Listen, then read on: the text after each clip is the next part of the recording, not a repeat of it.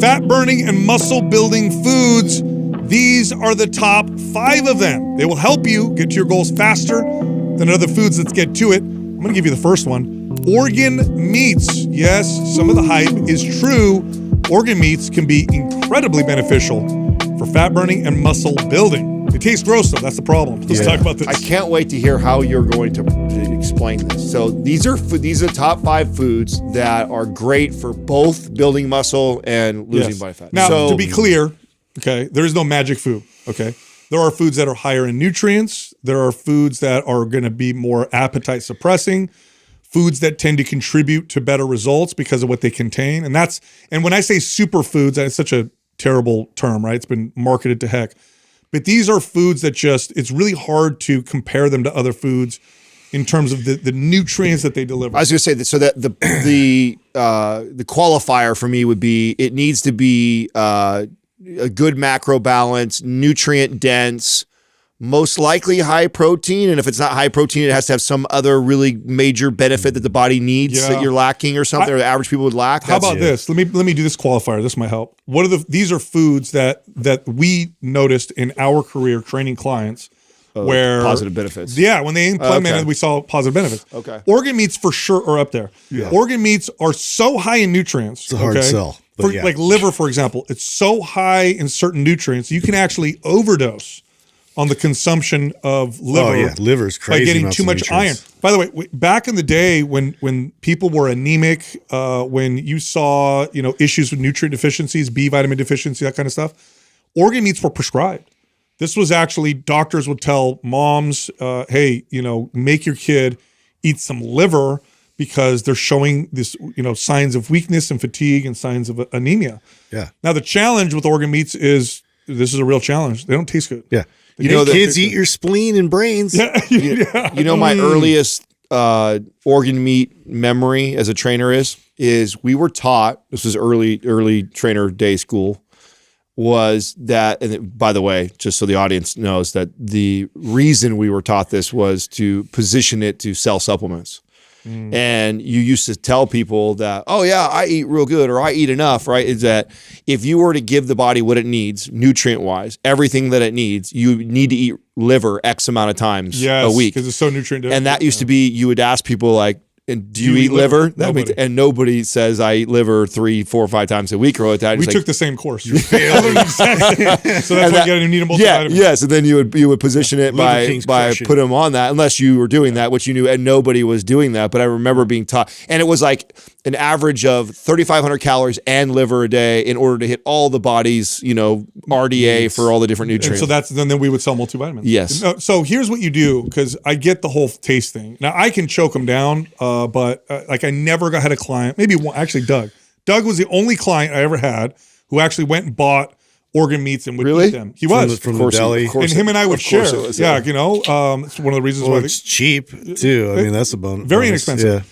So, and by the way, liver, if you go back into, bodybuilding history, the most popular early days supplements that bodybuilders used to swear the liver by, capsules. They were desiccated liver tablets. Yeah. And these were like still, you look at Vince Caranda and all these old bodybuilders who were considered like back then gurus, which today still the reference to as gurus, they would recommend 10 desiccated liver tablets with every meal.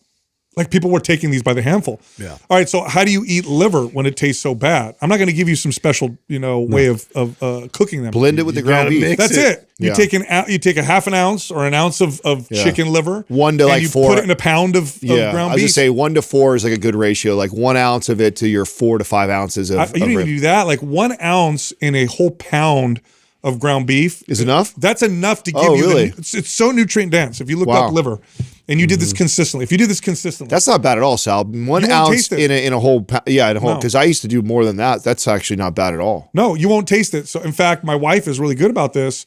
She makes these big, servings of ground beef and rice because the kids. It's a really easy way to give the kids, good nutrient dense food, and they like it. She'll add a little taco seasoning, salt. And she'll throw in an ounce of liver and whole pound. kids don't know the difference. You can't taste it. I'd rather that. I keep getting kale snuck in there and get pissed off. What is this? What is this kale? And ground beef? Yeah, who's sneaking kale and She ground does beef? all the time to me in my tacos, and I'm like, Oh how man, dare you? That's like an evil. Ruin my tacos like that. But I do want to say kale is not on this list. No. I know. That's an oversold. Organ meat. Let's go. No, organ meats are. By the way, with organ meats, so glandular supplement theory. This is an old, ancient practice of supplementation that actually has some credence. They go too far with it, but if you eat an organ, that organ has nutrients that correspond to the nutrients that your organ, that same organ, require. In other words, for example, CoQ10 is a very important nutrient for heart function. In fact, doctors will prescribe this oftentimes in combination with statins or other things for people with heart issues. CoQ10 is very healthy. It's something your heart needs, right? Where do you find high amounts of CoQ10 in animal products? Heart. When you eat heart. Mm-hmm. So it's really interesting. So this is an old science where like, oh, you have liver issues, you have kidney issues, you're going to eat kidney, you're going to eat liver. They used to do this. Eat the actual organ, yeah. That's right. Okay, what's next? That's right. Yeah. Next, whole milk. Of course. Whole milk is... if whole milk is one of these superfoods and you put it on there, why were we not allowed to advertise chocolate milk when they came to us and tried to give us money? You shot down Katrina on that. Yeah, I mean, why? It's just got some chocolate flavor to it. It's whole milk. Yeah, it was not just chocolate flavor. It had a bunch of sugar. Did you look at the ingredients? Did you see what it was? Was it a bunch of fake shit or what? Well, here's the deal. You know what's interesting? Chocolate milk or just milk in general, but even chocolate or milk in general. Protein shakes, I mean, it's what it is with 10 grams. It's that with 10 more grams of protein. Because the milk alone by itself, just so you know, if you drank a glass the size of your protein shake, you're getting about 10 to 12 grams of protein just from that. And most protein shakes are 20 to 40. 40 is a high one, 20 to 30. So it's just 10 more grams. It's like 10 grams of whey thrown in milk, and you add a bunch of artificial flavoring, which that's what my point with the chocolate milk. I just got my kids are drinking a glass of milk with every meal. So it's just one of those things because like they're struggling to get enough protein anyway, and it's like let's get those calories coming in. Now, do you guys use whole vitamin D? Yeah. Yes, always. In fact, they did studies. Low fat nonsense. Okay, so we grew up in the 80s. I grew up on non-fat. In the 80s, fat was demonized, and so whole milk lost favor. So everybody bought skim milk, fat-free milk. Yeah, you know what they found? This contributed to bone mineral loss. Okay, why? Well, they were putting vitamin D in it and calcium, supposed to help your bones. But vitamin D is fat soluble. They took the fat out. You're not absorbing any of it. Right. Absorbing all these people were drinking skim milk and getting zero of the benefits from the vitamin D. Right. But yeah, whole milk. I mean, milk in general, right? The protein found in milk is whey, popular whey protein to get it, milk, and casein. Both of them together, I would argue, is a perfect combination of a fast-releasing, slow-releasing type of protein. Both some of the best sources of protein you get, found in this very inexpensive natural source. So does the body good? All right. Next up, in totally 100%, I'll make this case all day long. The superfood of fruits is berries. Period. End of story. Oh, yeah. Berries are low glycemic. They're high in fiber, low calorie for how much nutrients you're getting. They taste great. Yeah. This is why. So here's why I like berries so much for my clients, because it was a treat. It's like one of the tastiest natural foods are berries. Period. End of story. They were also high in fiber. Whenever I needed a client to bump their fiber, rather than having them eat like bran or cup or 2 cups of blueberries, that was always my recipe. Was like if they were having any sort of like they were constipated or anything like that, the very first thing we go to is I'd bump them with a couple days in a row of 2 cups of berries, and then all of a sudden they'd be good. Totally. And then all of these, all the stuff we hear, which I think is overstated, but there's some truth to the antioxidant benefit and these compounds that you find in fruit that are anti-cancer, anti-inflammatory, legal-free. Berries are concentrated in them. Concentrated. Yep.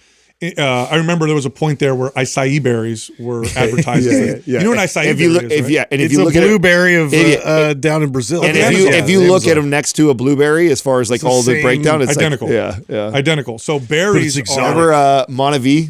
Wasn't it Monavi that made all their money? The network marketing company that made money off of that, trying to say it was like this super. This is the most consistent fruit that my kids have: blackberries, blueberries, and raspberries because of their Yes, they're just so good for digestion, good fiber, low glycemic index, and how, in terms of how they affect your blood sugar. And they taste good, which is why I love that. I see your next one that's coming up, and I pair these together. I just had it right before we started this podcast. I paired the two of those Greek together. yogurt. Yeah, Greek yogurt and blueberries is high like protein. go-to. It's convenient. It's high quality. It's probiotics because it's fermented. One of the best ways to get probiotics, or I should say, one of the more convenient ways. I love it when health people or health influencers throw out like ways of getting probiotics that people don't like. Eat a bunch of kefir and eat a bunch of kimchi. It's like average person would eat a bunch of rotten, stinky stuff. They wouldn't mind. By the way, those things are great, but the average person, Greek yogurt, like, you're going to get these beneficial bacteria. Yeah.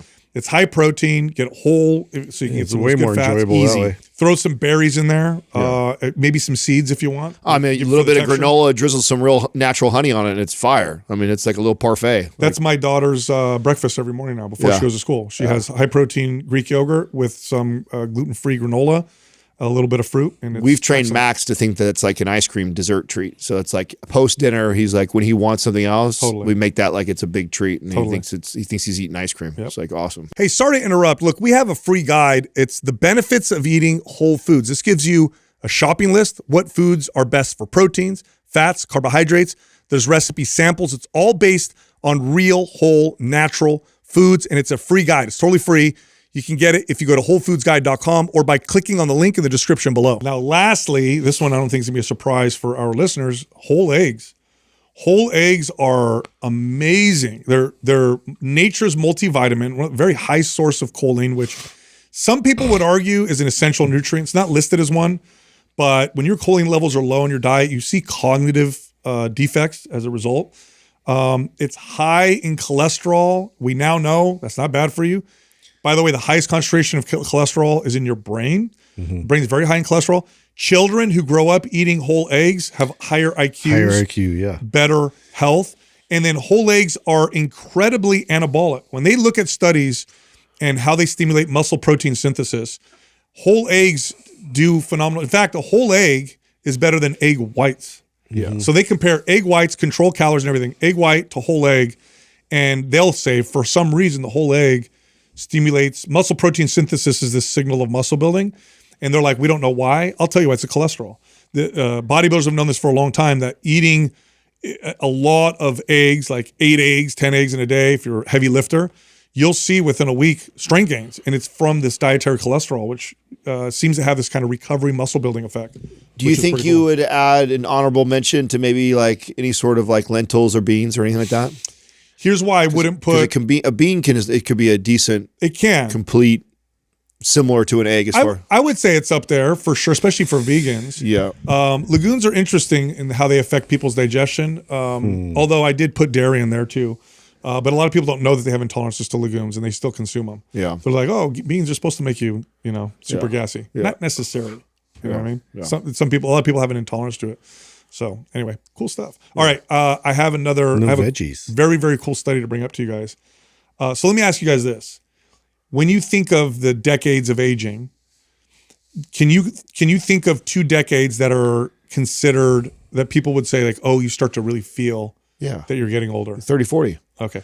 So 40s I would say is common, right? People say you either say 30, 40s or 40s, 50s. Yeah. So, so 40s, that's a common one. Doug, you're older than all of us. You've lived so many decades. Tell us which one you've noticed it the most. I'd say the 80s and 90s. Shut up. No, for me, it was hitting 50. I definitely noticed some things changing that I didn't like. So you would say probably 40, 50s, or would you say 50s? Yeah, I'd say 50s for me. Oh, okay. So I think 40s. It probably varies per person. So I noticed this with clients. I also noticed this with conversations, that 40s and 60s, like people start to feel at more advanced age. When I would train someone, 60s, and then 40s was very different than 30s. 30s is different than 20s, but 40s is more different than 30s. So 30s is different. I feel the biggest thing that the deciding factor in that is, are we talking about a client that you took on that's never worked out before, or was an active fit person in their life? Oh, just because I remember taking people on that had never trained before, and they're like 32, And that the reason why they were training with me at 32 was like they already started to feel the effects of aging. Yeah. But that's because they didn't do shit all through their 20s, exercise and dieting wise. And so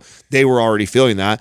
The people that were, you know, exercise, maybe not really consistent, but, you know, sporadically, like a lot of people train.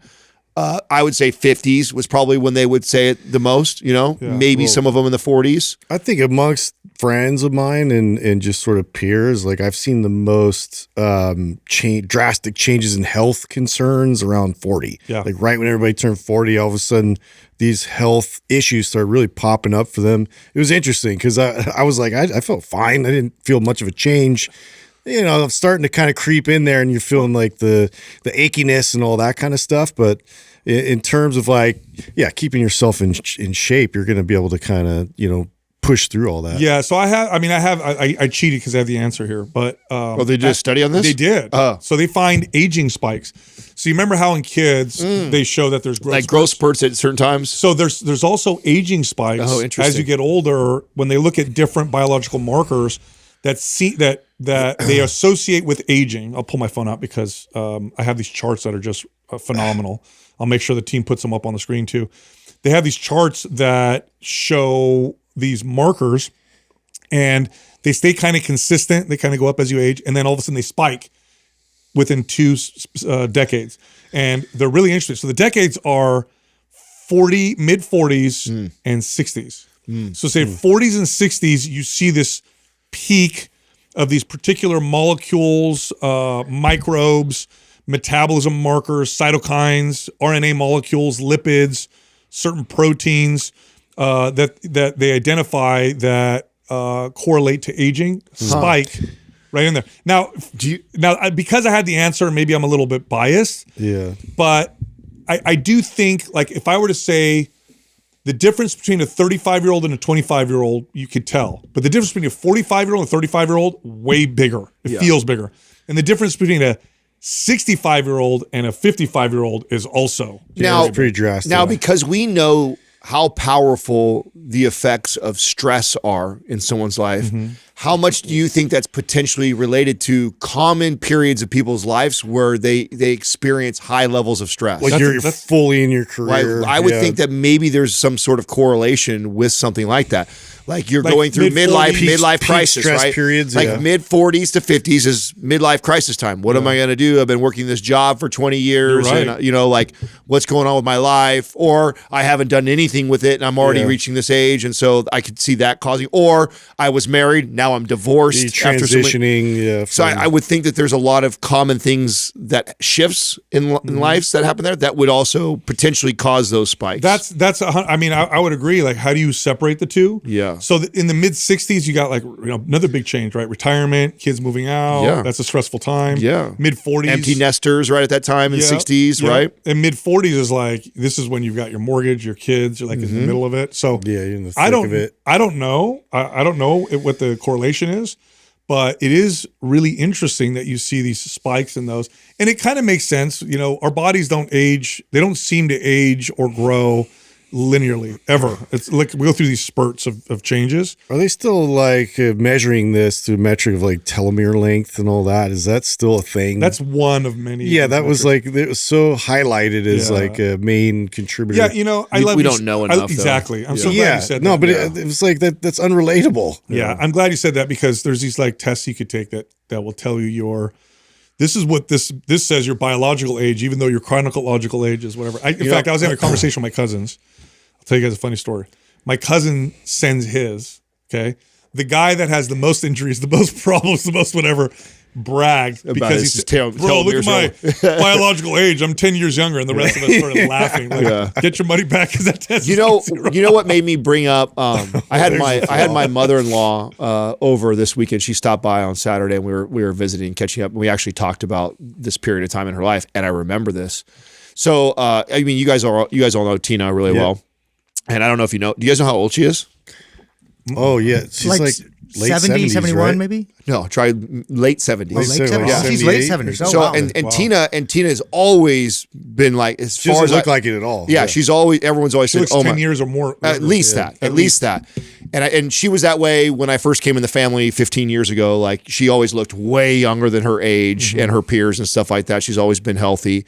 But I remember when she lost Troy, when her husband died. Oh, she aged, didn't she? Oh my God. In 1 year, she looked like she aged 20 years. Wow. And now what's cool, which I thought was really interesting, is, you know, she regained her health back after that. And it looks like she went back again, which is kind of like really cool for someone that might have gone through something tragic like that. Like, she totally Her body adapts. Yeah, she looks like she totally went back. But I think a lot of people never get out of that, right? She got in this funk and it looked like she aged 10 years in 1 year. And it took her a year to get out of the funk and then start to get back on her health, her training and all this stuff like that. And since then, I feel like she's kind of gained a lot of that time back. But that just goes back to why I was asking, you know, how much that played a factor, because, man, that could really age somebody when they go through something traumatic like that in their life. And I would think that those periods of time, like your mid-40s, you also probably lose, a lot of people lose their parents probably. That's also the peak of divorce. Right. Peak of divorce, lose parents. These are major tragedies that a lot of people go through in their life. And I've seen firsthand how it ages somebody. That probably plays a big role. I remember during COVID with my grandparents, none of us, we were always over there, and we all stayed away from them for at least about 6 months. We would drop off groceries and stuff like that. Finally, we said, screw it, we got to go see them. And when I saw my grandparents, they looked like they aged so fast in that short period of time because they were isolated. Yeah. Crazy. And you see this in care homes and stuff like that. Like, what a big role. But now here's the good news. When you look at these markers, also when you look at just objective measures like mobility, chronic disease risk, all that stuff, exercise, there is nothing. Now, if you had to pick, obviously diet plays a role, so does sleep and stress. But if you had to pick one thing, exercise is the most powerful, by far, hands down, at slowing down the negative effects of aging. Yeah. Like, doesn't even come close. And we all know this, by the way. I think if I were to say this, we all know this. When you see someone who's fit, who's older, they're so different from their peers that the older they are, the more radical it appears. Like, if you ever meet a 75-year-old that has been exercising consistently for decades, the difference between them and their peers is the difference between, like, they're independent. They can do everything on their own. They're not on any medications. They feel great, lots of energy, and their friends are on 15 medications. They've already had a surgery or a health scare. They can't necessarily be independent all the time. Like, it's so drastic.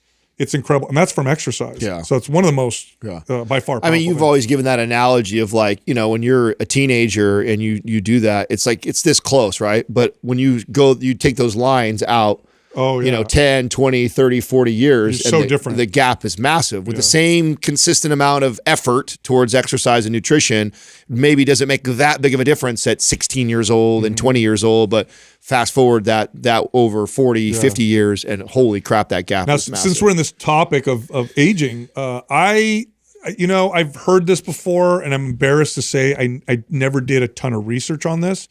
And I'm embarrassed because it's a very well-researched supplement. We can put it in the supplement category because you can buy it over the counter. You can get it on Amazon. You go buy it at a supplement store that has profound benefits for people as they age, especially after they get to like their mid 40s, and especially as they get in their 60s and 70s. Profound in what category? Health, muscle, general vitality. Yeah, like, so immune system, muscle gain, fat loss, sleep improvement, libido, antidepressant.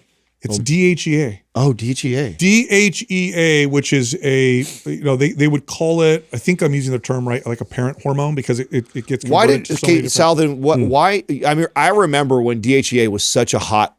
Because it was one of the first hormones to become legal. Is that why? Yes. When we first were trainers 20-something years ago, right? DHEA was like a popping thing. In fact, I remember the stack. Methoxybolic, DHEA. It was over the counter. Androstenedione.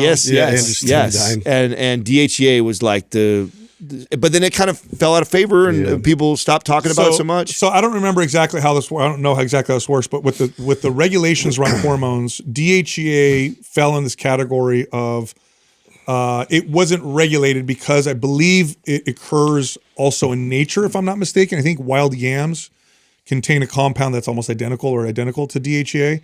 And so they never regulated it because they saw all these health benefits. Although they did regulate androstenedione, which also fell in that category. It became legal for a second. It was popular because DHEA is used it's like 2 steps above testosterone, or 3 steps, right? So it's DHEA, then it can convert to estrogen or estradiol to androstenedione, and then it can turn into testosterone. I'm sure I'm getting this wrong, but I know it's a couple steps above testosterone. So it was like this legal steroid, and it is a steroid, right? It's a steroid molecule. It's this legal thing. And so people in the fitness space and in the athletic world were taking it, thinking like, this is going to make me. That's why, Sal, it used to lead to you thinking you were going to increase testosterone. Yeah, like it's going to boost. Yeah. And it does raise testosterone In if you're like who's low. 60. If you're low. Yeah. Right. If you're like 60 or 70 years old, you get a little spike in testosterone. Is it still considered like a natural protocol that like, because I. No, it's banned by most competing. Oh, it is? Yeah, so you can't take DHEA if you're competing in a drug-tested sport. That being said, like if you're over 40, you're probably going to see benefits from taking DHEA, and you could buy it almost anywhere. Like, and again, this was last night. I was looking at the research, and it's healthy as people get older. It helps with sleep. Any of our partners? No, well, I mean, you could go through MP hormones. MP hormones, They'll send you some. Okay. But you could also buy it. Does at a supplement does store. Legion carry it? I would think Mike would have something like that. No. I don't think Yeah, so. I don't think so. Interesting. Yeah. Huh. Yeah. But you can get it through MP hormones. That's cool. MP hormones they could send you DHEA. 'cause they work with Synthetic all or hormones. pill? It's pill, not injected. It's pill. Okay. Yeah, it's very well tolerated. But I mean, I could bring up some of the data on it. It's very well studied. It's actually pretty incredible. I thought you were going to go either fish oil or vitamin D route with No. everything you were saying. No. DHEA. No, I was looking it up and I was reading about all these incredible benefits. I was like, holy cow! Like I'm surprised that I didn't know. I knew about it, but I didn't know about it. You know, androstenedione was available for a while, but that one got banned because it was too close to testosterone, and people were doing funny things with it or whatever. remember. But I remember as a teenager, so this is how stupid I was. All I heard was hormones, so I bought a bunch of DHEA and took it. You know, got I'm nothing sure I out of took it. My mom had like a bottle of it, and she took it since I've known. So Has she been taking it? yeah, she's been taking it pretty consistently. Menopausal women often see benefit from taking it. Does that logic still apply to the young man today as it did to us back then? Like I bought the supplement that had the syringe on the front To make it look as yeah illegal as possible. So the more illegal, like made in a lab it looked, Of course. the more likely I was to purchase it, thinking that it would do more than something else. course. Yeah, scared to death to mess with It's real illegal, so it must steroids or work. anything. That's just the thing when you're in fitness. But I mean, so is that still a thing, or is that just a thing in the 80s and 90s? No, it's like that now, man. You should see the questions our editors will ask. These are all a bunch of guys and girls in their ask 20s. about SARMs and all that stuff. Oh yeah, you can see they're like trying to ask me, and I'll bring up, oh, you shouldn't take this. Like, which one is it? I'm not gonna tell you. Oh shoot, I already bought it. I'm not Yeah, gonna tell you. You represent my product. I'm not gonna tell you. I know. You know what I mean? Looking for that age. Pretty interesting. All right, so more studies. I was looking up studies on cannabinoids and their effect on sleep. So cannabinoids are what you find in cannabis, but also hemp plants. CBD seems to have really positive effects on sleep, especially with REM sleep. Now, what is okay? So Ned has a different, because I always get confused with the sleep, the calm, the regular one. Like, what does the sleep one? What the sleep Ned product have in it? Is it a different molecule of the CBD, like the CBN, CBG? Like always. CBC, yeah. Okay, so Ned is all full spectrum from the hemp plant. So you're gonna get all the cannabinoids from hemp minus the THC because it's hemp, not cannabis. You're also gonna get the terpenes. They all work together, so they have these kind of synergistic effects. But when they took their general product and they made a sleep one, they took hemp plants that were higher in CBN. CBN. So CBN has one of those. a sleepier effect than CBD. But it's also high in CBD. Now, is that and then they added like valerian root and stuff Now, like is that what Yeah. we find? Like, so in the marijuana plant, your most generic way to explain this would be like comparing an indica or a sativa plant. And an indica plant, I'm assuming, it has higher levels of CBN then? You know what's funny is that the data shows that actually there's no difference. You know what's the difference between them both? Really? Terpenes. The terpenes. It's the terpenes. Well, I remember when because you have high CBD sativas and you know high THC, high CBN sativa. Like so, like it doesn't really make.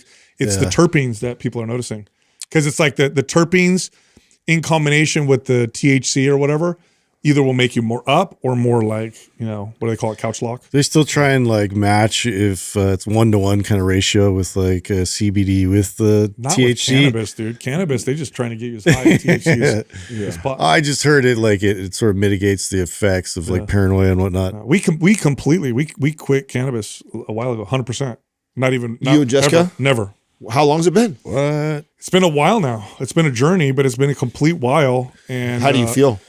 I mean, it's way better. Really? Oh yeah. I mean, I get the whole like occasional use, but I feel like it's so much better with it. yeah, no, I could see. I think I it get depends great on. sleep with it. It depends on where your heart is. You know what happens to me when I play with the like? It's a little bit. It Do starts you to quickly ramp up? Yeah, and I noticed. I could see that. I could see that. Like for some reason, I think that's one of the things that I've liked about cannabis for me for so long is it is of all the things that I've dabbled with in and out.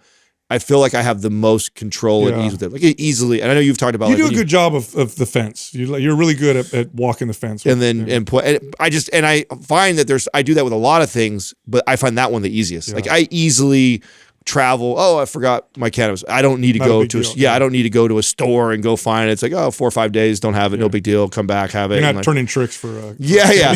And I'm assuming that's because I keep. Well, here's the thing too. When I do this, like let's say like a Saturday, if I ever am liable to intake more than what I would consider like my regular kind of dose of it, it would be like on a weekend, right? Where all of a sudden I decide, because it's normally a very late night after Max goes down in bed, and then it's something I'll have like right before we watch a little bit of TV or something. And it's literally 2 puffs of something. Yeah.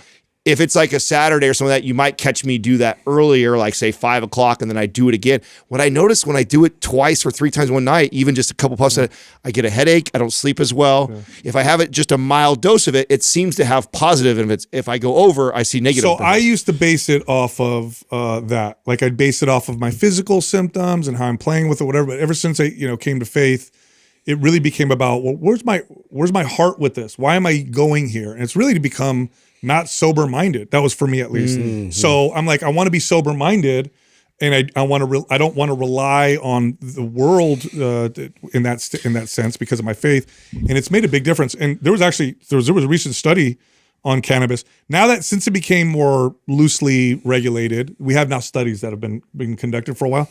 There was this study is pretty big. Researchers track brain changes in a 1,000 person study of people who use cannabis. People who have used cannabis more than 1,000 times, which I did for sure, okay, show reduced brain activity during memory tasks even long after stopping use. So the memory effects from cannabis linger for a while. That's probably the one thing that I don't like about it that I definitely notice. Yeah. I definitely know I can feel a difference when because I've smoked that many times that I don't have the best memory whatsoever. Mm-hmm. I don't know if that's a negative thing though necessarily. Yeah. It's just a part. It's probably good. I don't remember a lot of shit like that. It's funny. I'm sure that's true. I had the opposite effect with that though initially because I think it was like a brain inflammation thing.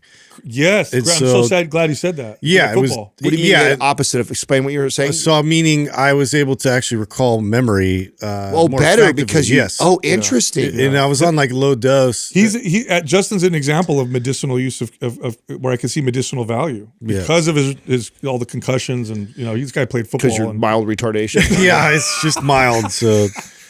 Thankfully, it's not full blown like it used to be. But yeah, so I'm trying to switch though.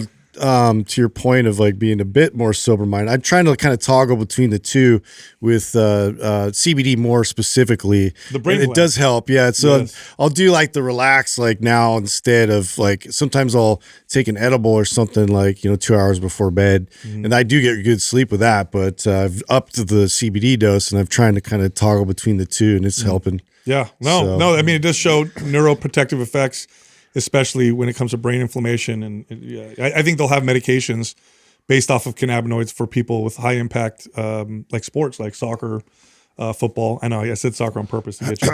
Did you know that they have a lot of CTE as well? Yeah, dude. Because of heading the ball? Most of it's these, actually some of the worst is Yeah. soccer. Yeah. Yeah. Because it rattles the brain when they do it. Oh, yeah. No, that makes a lot of sense. I know. That's what's funny. It's just football gets targeted because it's like so egregious. Well, it's also more constant. Like you'll play 10 soccer games and maybe never even head the ball. Where you're not going to play 10 football games and not. blasted. It doesn't seem like those smash into impacts somebody are that at crazy. full speed. That's going to happen multiple times. So it's probably boxing probably at the top. Boxing. Oh, yeah. I think it is. I think it's top. Hey, sorry to interrupt. Look, I have a free guide that teaches you how to lose fat in 3 steps, just 3 steps that will burn the most amount of body fat and help keep it off. This guide is totally free. We're giving it to everybody right now. If you want it, click on the link at the top of the description below. All right, back to the show. You had a study, Adam. Oh, I have You've one been for- waiting to share. I do. I'm excited to hear this. I know I never have studies. That's why. And this was they did this like parenting on children's behavior, and they were measuring when children misbehave the most.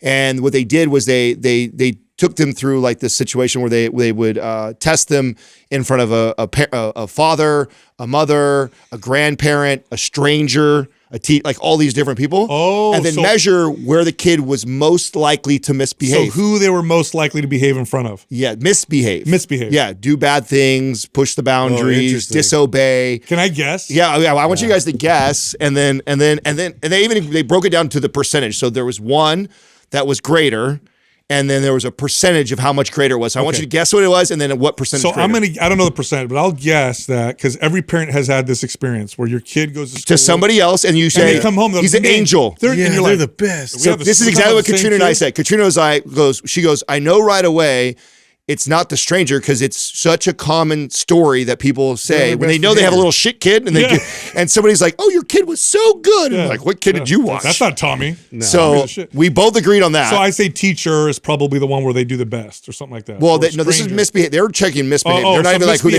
misbehave is This is it. This is all we're measuring. They're the is- least likely to misbehave in front of, like, I would say, a teacher. That's I don't even know if that didn't get highlighted in this. Okay, So it's like okay. who do they misbehave the most in front of? Probably the person the most comfortable with, which is mom. I would assume mom was at the worst. What's your bet? Yeah, definitely mom. What a good, very, very good that you guys thought of that. And you know what's We're crazy? parents, dude. Well, We you know get what's it. crazy? Well, yeah, I mean, I kind of thought that too, but the reason being is what you said, which that didn't dawn on me. It's because They can communicate the most with. well, so They feel the most comfortable and vulnerable So with. okay, so what the outcome was? By the way, it's 900% more. 900%. With mom. Wow. 900% more. This is so the it's not other even, side of the gift that moms have. So I tell this to my wife I sometimes. was telling this to Katrina the same I thing too, know. because we'll talk about this stuff. Like when I had him for this weekend, this is how this all came You're up. like, oh, This he was so easy. Yeah, he was like, so like literally never had to repeat myself, never like he just did everything I told him. Like, and she's just like, this is bullshit. You know? Get in the Like, car. They put on right, the clothes. It's, right. Yeah, it's not now, a thing. but it's a positive reason why they are, and this is also I love stuff like this because this is not it's better.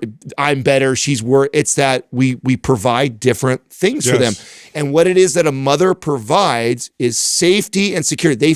Kids feel the most comfortable and confident and safe with their mother and with their emotions. just in general. Yes. And so therefore, I mean, not physically, like Right. dangerous, but just in general, they feel the Right. most. Well, when they get sick, who they this go is, to, and then you know? this is when they're most likely to test boundaries and try like, oh, am I allowed to touch that thing? Or am I allowed to take that toy from that kid? Like they're more likely to do it in front of mom because they feel they're at safe. And the thing about that, when you're a kid and you're learning the rules of the game of the world, and you don't know, are you supposed to touch that or do that thing or push that kid, and you have no idea what the consequences are, you're more likely to do it when you feel the safest. Yep. Yeah. And it's in front of mom. But 900% more. Well, it's anytime you're going to take a risk and be vulnerable and take a risk in just who you are or whatever, you're going to do it in front of the person that you feel most secure with, who's not going to go away, is not going to react in a way that makes you feel still going to terrible, love you. no you know, matter afterward. what. Yeah. And that's mom. And moms are just, they're gifted in this way. My wife is like this. Like,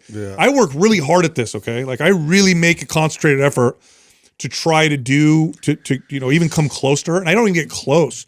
Like, my kids, when they're having a breakdown or whatever, like, this happened the other day. My son was having this, he's kind of been fighting a cold, so he's a little, off or whatever. And he was having this issue with my daughter, with his younger sister. And she sat with him and he's like freaking out. First I sat with him, okay? And I held him for like 10 minutes. And she's always coaching me like, just hold him, just be there. And so that's what I'm doing. And it's not, in my head, I'm thinking it's not working, but really I'm not giving it enough time. So I'm sitting there, whatever. She comes over, she starts holding him to it, and it all starts to come out. And she starts saying, oh, is it that you feel this way? And he's kind of, oh, finally it came out like, I feel like Dahlia, what did he say? Dahlia doesn't love me. I would have never guessed. I thought he was just mad that his sister didn't want to play with him. But really what it was he thought his younger sister. Yeah, he felt that way, didn't know how to express and it. she talked to him about it, and it was incredible. And I'm like, God, okay, thank God you have you, because I would have been like, all right, you're done crying. Like I held you for 30 minutes. Yeah, this let me distract you. This all came up. I normally don't share this stuff with Katrina. I like her because she listens to the show, so I think it's for some reason it is better when she hears it like a listener, and then we talk about it afterwards. But this came up last night, and so I shared it with her early because she was talking about how she'll check in on his camera, right, when she's not there.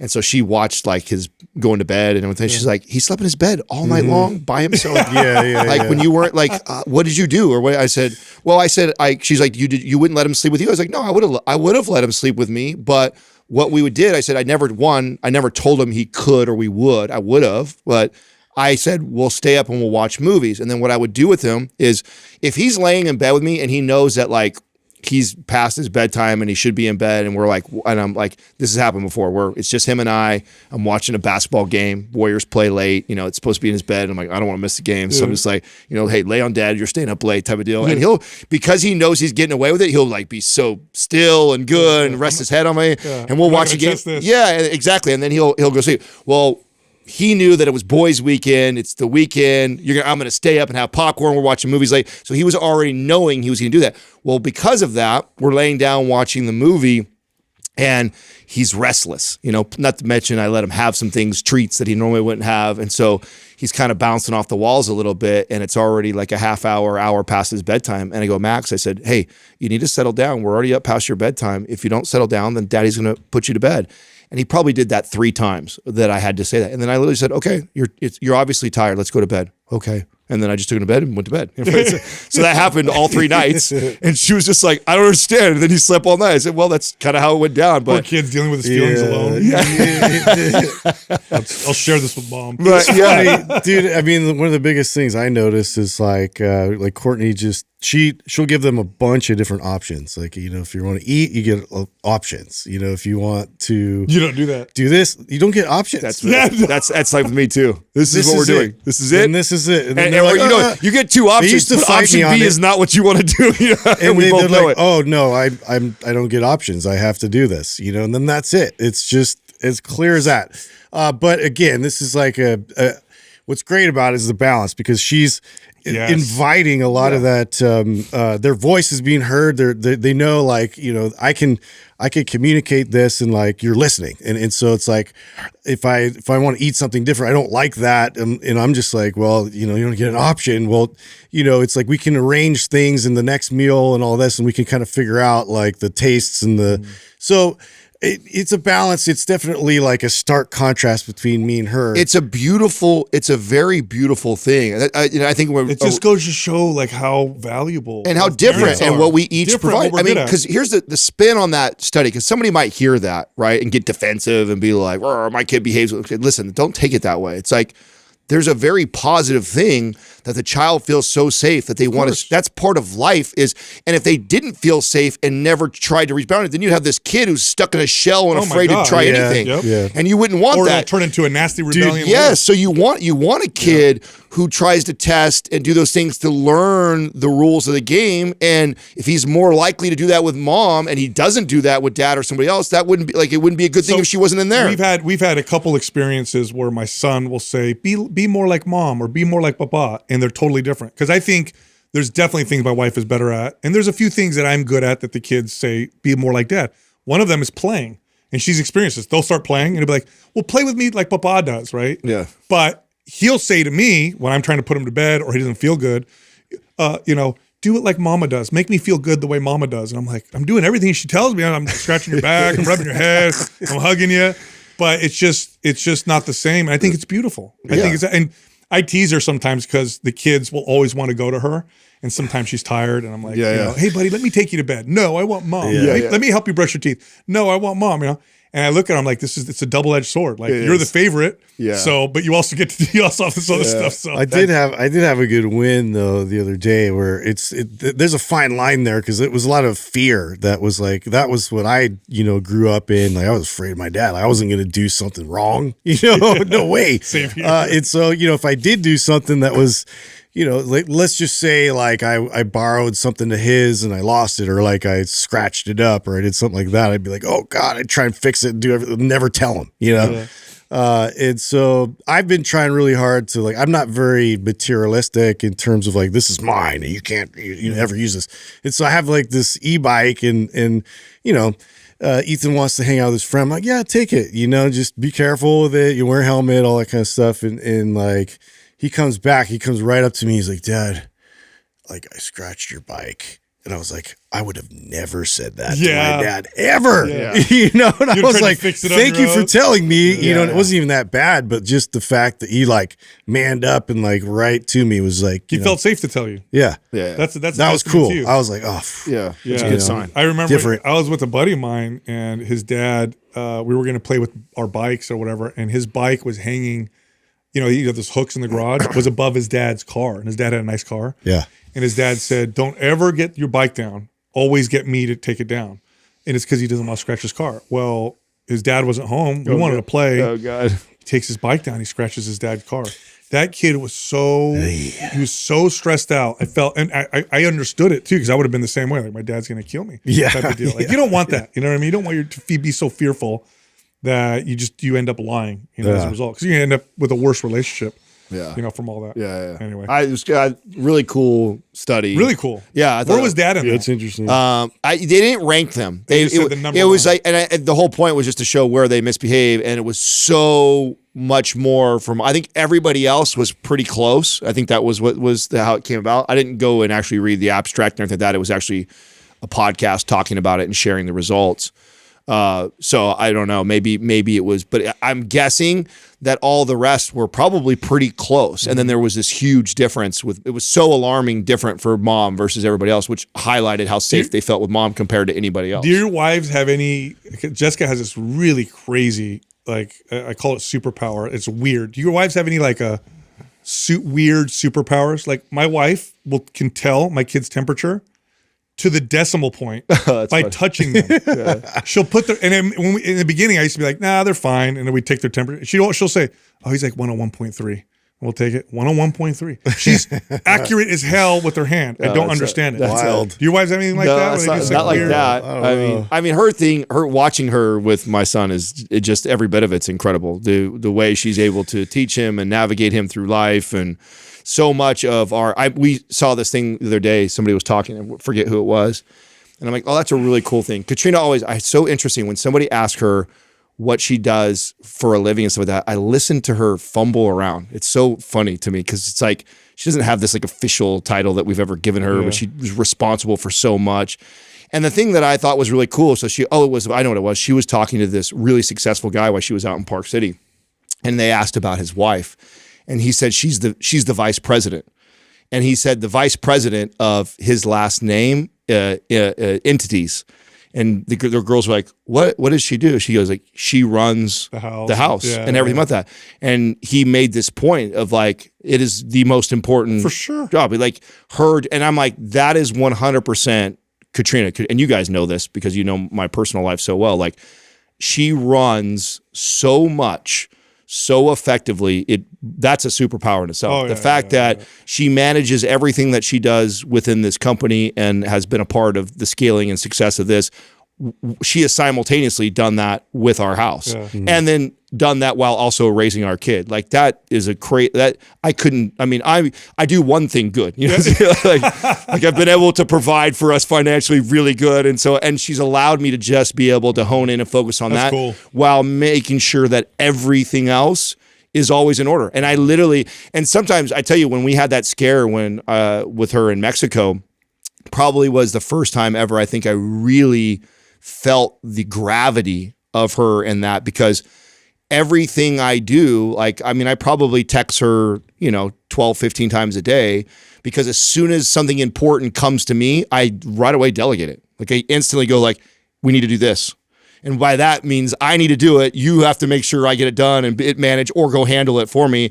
And there's no talk after that. It's literally just that. And I can guarantee that awesome. it gets completed and done. It's like, and it gets understated how powerful and how talented it is to be able to, I mean, it's hard to do that for yourself. Yeah. You're doing that for multiple people and a business and doing all that. That's a fucking superpower and a half, awesome, you know, man. for That's sure. Really, really well said. Hey, I was going to ask you guys, just gonna side topic here.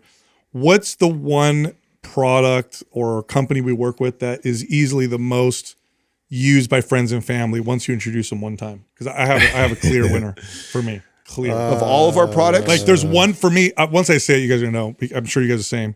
But there's one product I'll introduce my family to once, and it's the thing that everybody will come Everybody back. talks about. Yes. Regardless if they're health and fitness people? Doesn't matter. Okay. Yeah, Z-Biotic. Oh yeah, dude. If they're Easy. drinkers, That's the one that my friends that don't even work out They don't use. even- it doesn't matter. Because everybody I hand drinks. those out like candy, especially to because if we have a party, we're going somewhere and we meet up with friends, and I'm always asking if they've tried it, and because they have no idea. Like if they've never tried it, it's mind blowing. It's a bit of a fight in our house, and I'll tell you why. Because we always keep about the case of I think there's a case that has like 20 or so. I forget what the case comes with or whatever that we get, and her whole family, Katrina's whole family, our family, all like to drink and party, and everybody's experienced it. And it's like They'll come take them from they you just guys? come take them. Yeah. You know, and it's like I don't mind sharing a little bit here and there, but it's like they'll come and clean me out in one party, and it's like, and I'm just restocking, and they're not. I mean, they're not crazy expensive, but they're also not cheap. You know what I'm saying? It's like, and everybody drinks I them. like to keep them. Yeah, me too. It's always like their friend wants to be introduced to it. They want to introduce their friend, and so they want extra product, and they come to me. I'm like, look, they have a website. You know, it's been life changing for me because anybody who's been listening to this Me and podcast, you are very similar. Yeah, if you've been listening to this podcast for 8-10 years, you remember me talking about alcohol before we met Z-Biotics. I'm like you. I just it never negatively did. affected me. Period. End of story. Glass doesn't matter. Yeah. Every time. And so I've just never been a fan of that. And so ever since then, since using I've been able to enjoy a drink here and there. And so they call it now a pre-alcohol, which I think that's a smart way to label it. Pre-alcohol. So take it, then drink preemptively. And then, breaks down. You know what I'm most surprised about that company is that we still haven't seen it like at bars. I know. Like you would think that it's a matter of time. It's a matter of time, dude. That's what I was saying years ago. I thought for sure. If you own a restaurant, you should just have those available. First of all, if you're a bar, you'll sell a hell of a ton. That's why I don't understand Once why people try them, they come back. Everyone's going to buy them. I love to hear from them what the owners have had to gone to try and solicit to bars. I don't think so. Come on, that would be one of the first places you. Are think. bars hard to sell new things to? I have no idea. Well, they need product. Yeah, I mean, we got pitched all the time. I mean, we had. Oh, that's right. You were a bartender. Yeah, we had. It was Starbucks was coming out with a new liqueur, and they wanted us to make all of these types of martinis with it, and so they gave us all this product, and we use the product, and it's a testing thing. It's like you want to see if the customers are into it, if it's like not really a hit, and it wasn't a hit, and apparently it flopped later for them. But it's like. You have to kind of try it out, and like they need physical product. You can't just talk about it. That's why. So I'm wondering, what they had to approach, and maybe they just did it the wrong way. I would do something because if I'm trying to sell it to a bar, what's the bar most interested in? People drinking more alcohol. Of course, that's their money. That's their formula. I don't think you could say that though. Huh? What are you going to say? Well, I would say drink that more, feel better, dude. Concerts I would go to the bar events, and be like, or I would run a study if I was in that. And I'm sure you could easily put this together because the average person who uses Z-Biotic can have X amount more drinks. And so the pitch would be, listen, can't say that. Why can't I say that? I don't think they want anybody to say that. I think they don't. Yeah, of course they don't want. Here's what I would do. I would percentage. You don't need to say this like. Is what I would drink 13 more drinks. If I was a bar, this is what I would do. If I was a bar, I would tell my bartenders. College kids would do that. Anytime someone orders a drink, ask them, hey, for $1 or whatever, for $2, would you like to add a pre-alcohol to that? What's that? Oh, you take this before you drink. And it makes you feel better. And then I would tell the bartender, every time you sell one of these, you get 50% commission. And the bartenders would sell it. And after they did that for a few months, it would sell itself. That's what I would do. That's a good. That's a good angle. But you got to first sell it on the bar owner on accepting it in there. So I feel like you'd have to use my pitch first. That it's going to make you more money. Well, you got to physically go there, and I think that's part of it. You just need people to go, pitch it in person. Yeah. You can't. I don't think they did. I don't think so. I don't think they tried. I think we need to.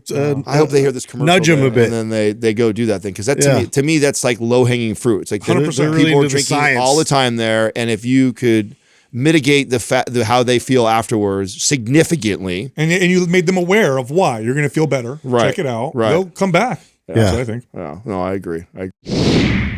If you want to take your skin to the next level, if you want to go with the most advanced technology, check out Luminos by Entera. This is advanced peptide science. This is cutting edge stuff.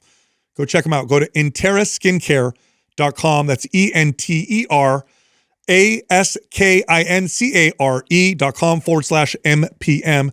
Then use the code MPM, get 10% off your order. All right, back to the show.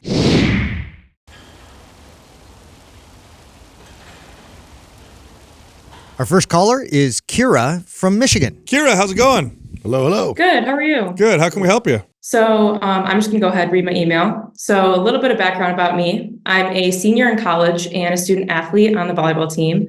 I currently study biochemistry with a minor in nutrition. I've also recently completed my NASM certification for nutrition. I'm working towards getting my personal trainer certification too. I've been lifting weights consistently for almost 4.5 years, and I've been tracking macros on and off for 3 years, but the last year has been fully consistent. I prioritize whole foods, eat at least 1 gram per pound of body weight and protein daily, exceed fiber goals, supplement with electrolytes and creatine, all the things. So in November of 2024, after being at a maintenance phase coming off of my volleyball season, I decided I wanted to do my first bulk. So I've cut in the past, I've done a slow reverse diet, but I've never properly bulked before. And the potential to put on more muscle mass was really exciting, but also very scary for me. So I figured if I haven't ever done it before, then there's a lot of potential for growth. So I'm relatively tall at 5'9.5". When I started the process, I weighed 147 pounds with 69.2 pounds of skeletal muscle mass and 24 pounds of body fat mass at 16.2% body fat. Over the past 2.5 months, I reverse dieted from 1,800 calories to almost 3,000 calories now by slowly increasing my intake by 100-ish calories a week. I've been utilizing the 3-to-1 week bulk to cut ratio that was suggested by you as well. I started MAPS Aesthetic with 2 focus days, 1 for quads and 1 for glutes, because my goal was to mainly grow my legs.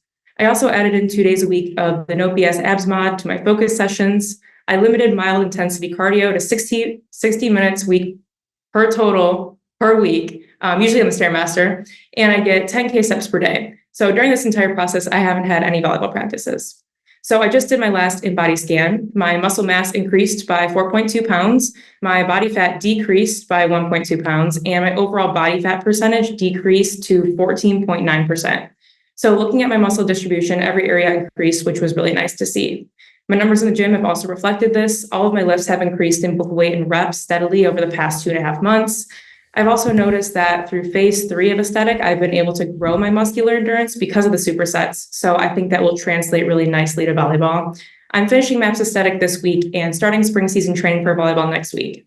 So with that background, my 2 questions are as follows, and they kind of go hand in hand. My first question is, what are some ways I can get my legs to grow more muscle with the 2 months I have left in my bulk? And now that I've built this muscle, how do I retain and continue this growth over the next few months through volleyball practices? It's a non-negotiable. I'm on scholarship, so I'm required to be there. I have to go to 3-hour practices, and I have these 4 to 5 times a week in the off season. And I worked really hard, and I don't want to lose what I have built. Great question, great detail, and you're killing it. You're crushing. So there's a couple things happening. Your calories went from 1,800 to 3,000. Yeah. And you got leaner. Yeah, and built muscle and lost body fat. You hit the Goldilocks zone. You did it. I mean, you killed it. You could go higher with your calories, especially because you got leaner. You're so lean, in fact, that are you do you have a regular period, or are you not getting a period? Yes. Okay, good. So I actually just got it back during this process. Okay, good. So, and you could gain body fat. You'd be totally fine gaining body fat too. Yeah. In fact, I would be fine with you going up a few percent body fat. I know you're an athlete. But 14% is really, really low. So the first thing that jumps out at me, because obviously you're doing everything so well, is I agree. I would like increase calories and maybe actually drop from MAPS Aesthetic, which is such a high volume program, to something more MAPS Anabolic or Power Lift or something like that for the last 2 months. Yeah, that's okay. So are you going to be doing? You're going to start practice in 2 months? Is that correct? Yeah. Well, basically, I'm going to start practice next week. Okay, and practice is how long? Practice is 3 hours, so 2 to 3 hours, and I have it 4 times a week. Okay, that changes my Totally different. That changes then. Totally different. You're gonna really drop the volume Yeah. on your strength training. Okay, but keeping muscle requires so little volume in comparison to what. By the way, what you did to build muscle is a lot of volume for most people. I think the reason why it worked for you, You're an athlete. You're an athlete. You've got really good genetics. Okay, Yeah. I think you might actually get. If I could go back in time, I would have had you not do any of the Stairmaster cardio, and I would have had you do a little bit less volume everywhere else and add more to the legs, or overall less. You probably would have gained a little bit more. We're splitting hairs, But we're splitting hairs. I mean, you're genetically gifted, you're a college athlete, you gain, your metabolism is healthy. Now that you're going into practice, you're gonna have to really cut down on your volume. I think MAPS 15 would keep it. Yep. MAPS 15 would keep it, and I'd keep your calories high. Yeah. And if you start to see weight loss on the scale, then I would bump the calories up even more. But I think what you're going to see when you start to get back into practice, first it's going to feel kind of weird because you haven't practiced for a little while. You know how that is. But once you get back into it, you're going to feel strong. You're going to feel really strong, which is going to be cool. It might even throw you off for a bit because you're going to be so much stronger than when you left off. But once you acclimate, I think you're going to have a great season. But MAPS 15 performance might actually be better for you because what we don't want to run into is injury. Yeah. Okay. We don't want to run into injury because now you're putting out more power. You've got more muscle. We're going to express all these different planes of motion more effectively and, build strength and resilience towards that. So that's really, where, and two, in the more advanced one, we did get into a little bit more of like plyometrics and, speed power. So just obviously you're going to be doing that in your practice. So, that's all going to be applied anyways, but the strength and stability component for you for longevity in your sport and really expressing that, I think, performance will be best. Are you playing any volleyball at all right now? No. So right now I'm not doing any volleyball. I'm just doing weightlifting, but I start practice next week. How long have you not played volleyball for? I have not played volleyball for 2.5 months. Okay. So during this entire bulking process, I haven't played volleyball. Okay. I would have, before you start practice, I would go get on the court and just start messing around a little bit because you have a different body. Mm-hmm. Because you have a different body and you're so much stronger, there is a reacclimation period because you haven't been playing while building this muscle. And so what I don't want you to do is hurt yourself. Yes. So I would go ankle mobility practices big time. Yes. Go on the court and just do some drills on your own at like 75%. See how you feel, up it a little bit, practice hitting the ball, practice, recovering, do all that stuff just to kind of see how you feel. But MAPS 15 performance would be the routine to do while you're in season. If you were my client care, the one thing that I'd be communicating to you daily if I was talking to you is don't get greedy. You have pretty much killed what an off season would look like. I mean, this is if you were my client and I had you long term and we had an off season, we had an on season, and you and I went into our off season and said, let's go build some muscle, like you crushed it. You did it perfect. Now I'm like, okay, we got to switch our mind over. It's time to get ready for your sport. And that now becomes the highest priority of everything else. You've killed it. If we reduce the volume significantly, you're going to hang on to that muscle. You're going to be just fine. I want to make sure I'm doing all those drills to prepare you for the sport. The one mistake that you could potentially make is trying to do too much, is getting greedy, is going, oh, I also want to make more gains, or I want to do this, or I feel so good, so I'm going to do all this other stuff. It's like, no, it's like you killed it. And don't worry, next off season, we're going to kill it again. Let's take care of your body. Let's focus on your sport. That's what you're pretty much getting paid to do. Mm-hmm. So let's do that. And then when we get your off season again, we'll continue to crush these goals. Mm-hmm. But don't make the mistake of trying to do too much right now. Take care of that body you work so hard to get.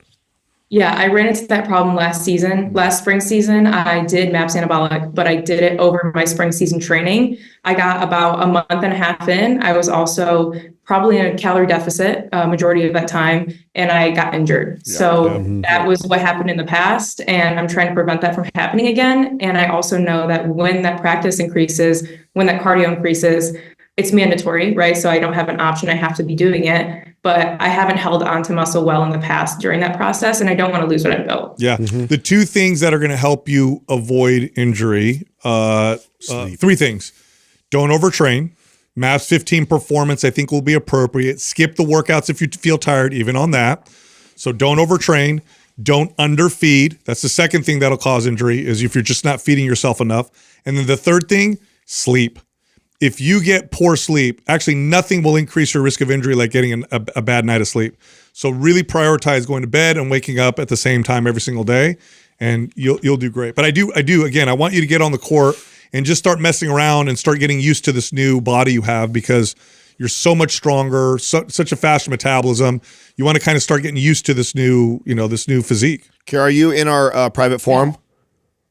I'm not, no. I'll have Doug put you in there, and then as we ease our way into the season and you're going through this process, you'll be in there. Anytime you have questions or challenges or things that you're questioning, just tag us inside there, and then we'll help you through this. But we'll send you Mass 15 performance right now. Yep. Yeah, thank you. So you think doing the Mass 15 every single day, that's going to be enough, especially with the lower body Totally. development that I'm looking Totally. for? Again, the biggest mistake you can make is to overdo it. Sal's advice of if today's a training day and you didn't sleep well last night or you're fatigued from practice, skip it. You can afford to. You can afford to skip days even on max performance at 15, and you can still hold on to that strength. Now keep this in mind, okay? You may lose some strength anyway, because you're going to be training now with more stamina and endurance. You're sharpening your skill now. The amount of muscle and strength you'll lose over training would be way more. So don't be like, oh my God, my strength went down a little bit. No. Doing more will make it happen even faster. It's one of the biggest mistakes. This is why go ahead. This is why I was saying don't be greedy. That's what I would be communicating. Don't be greedy. Don't be greedy. Of course, we're going to lose a little bit of strength and muscle, very minimal, and you're going to get all of it back and some when we get back to training again. But the priority now is you being a good athlete and protected. So don't let that get in your way. Don't worry. We'll get yourself. And keeping that in mind, like going into the season, even like I wouldn't. Every day is not probably a good schedule, but adding a few throughout the week of these 15-minute workouts is going to help maintain and sustain your strength throughout the duration of the season, which is something that I made a mistake as a coach and didn't apply, with athletes, which, in hindsight, that is something I would have applied because it's, you want to maintain the strength in order to, be able to respond and be resilient while you're facing all of these, forces. So just keep that in mind. Did you listen to the episode we did with Cory Schlesinger? The NBA. I don't know. Okay, I don't think so. Go back and listen to that. That'll be a good one. That'll be a good one for you to listen to. That's he was at that time he was the strength and conditioning coach for the Phoenix Suns. Good friend of ours, and we talked a lot about these micro workouts throughout the season. And so, even though it's basketball, a lot of the same exact philosophies will apply to you and what you're doing. So that'll be a good episode for you to listen to. Okay, thank you. All right, You got it. All right, Kara. Okay, again, I'm going to just, set the context here. She's a high-level athlete. That being said, I just want people to understand, it is possible to reverse diet, strength train, and dramatically speed up your metabolism and get incredible results. She went from 1,800 to 3,000 calories by gaining 4 pounds of muscle. So all the people who are like, I'm pounding muscle, only burns this many calories, you're a moron. I've seen this a million times. That's a lot. That's a 1,200 calorie increase. I've seen this tons of times. Leaner. I know. So that's why that argument pisses me off so much that people hang on to the And she's burning less calories of stop activity. making those She's not videos. doing 3-hour practices. She's just lifting weights. Yeah. The one mistake she can make is getting greedy, wanting too much. If we went back in time, what I had her do is I would have had her not do cardio, and I would have had her do a little bit of all skills, a little skills training. Instead of that hour of treadmill or Stairmaster, it should have been skills training. Well, that's it. I'm a little bit worried, about her explosive performance, and really like getting that acclimation, like you're talking about her new body. So she's gonna have to work on that. Our next caller is BJ from New York. What's up, BJ? What's up, BJ? What's up, guys? What you doing? How can we help you? I kind of trying to remember to stick to the email. I'm getting to be a little bit older. I still compete at powerlifting, and the weight, no matter what I do, keeps creeping up. I usually compete right around 275. In between training, I can kind of hang out around 280, but it seems like now it's instead of hanging out at 280, I'm hanging out at 290. And everything I'm doing to cut calories, I'm trying to keep the protein intake up, but even trying to take in 240 grams of protein it's like an impossible mountain to climb, it feels like. I'm still weight training 3 times a week, still playing basketball 1 or 2 nights a week. I'm active. My strength is going through the roof, but the weight is it's going right with everything else.